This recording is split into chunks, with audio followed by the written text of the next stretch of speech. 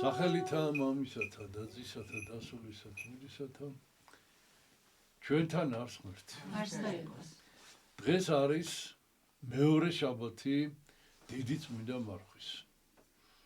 და ჩვენ წინა კვირას შაბათს და კვირას ჩვენ გვქონდა საუბარი იმის შესახებ თუ როგორ მოუწოდა იესომ თავის მოწაფეებს.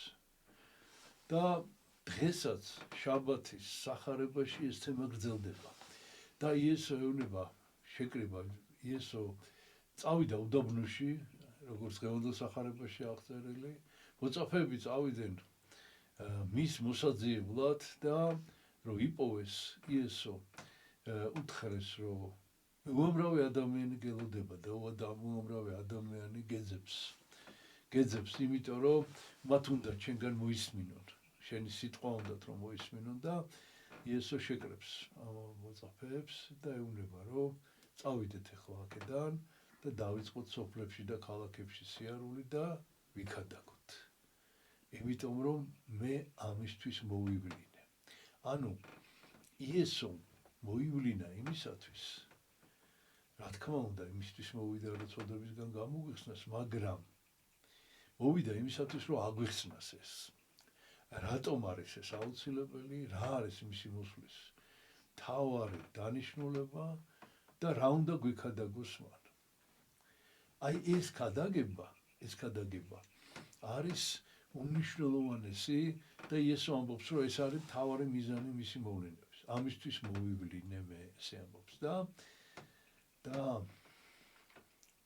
წელს ჩვენ აღვნიშნავთ საქართველოში ქრისტიანული რელიგიის გამოცხადების ოფიციალურად აღიარების 1700 წლის თავს.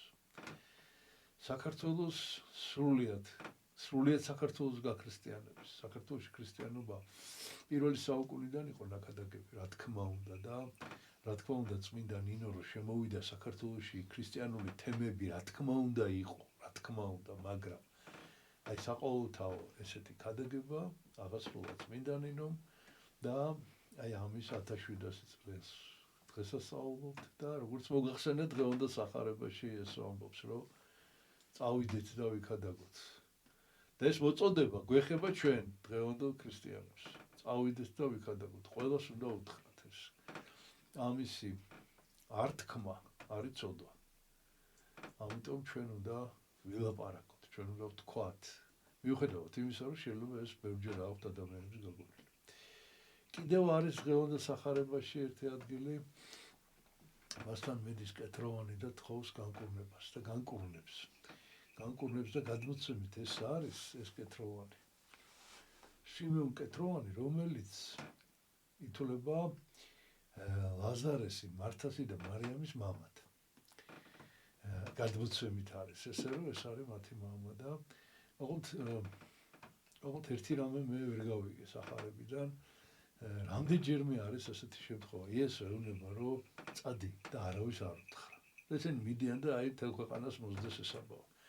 აგერ დღეს ჩვენ საუბრობთ იმაზე, რომ იესოს შემოხვდა კეთროვანი და იესომ განკურნა. რომელსაც უთხრა რომ არავის არ უთხრა. აი როგორ არის ეს ამბავი მე არ ვიცი. ალბათ აქვს ამასაც თავისი ახსნა. ასე რომ ესეც ალბათ ამ თემიდან არის, რომ როდესაც ადამიანი მიიღებს ამ სიკეთეს, მადლს ვერ ჩერდება. და ჩვენ ეს მადლი მიღებული გვაქვს და ჩვენც არ უნდა გავჩერდეთ და უნდა ვიქადაგოთ მთელს ქვეყანაზე. ღმერთმა დაგლოცოთ, ჩვენთან არს ღმერთი.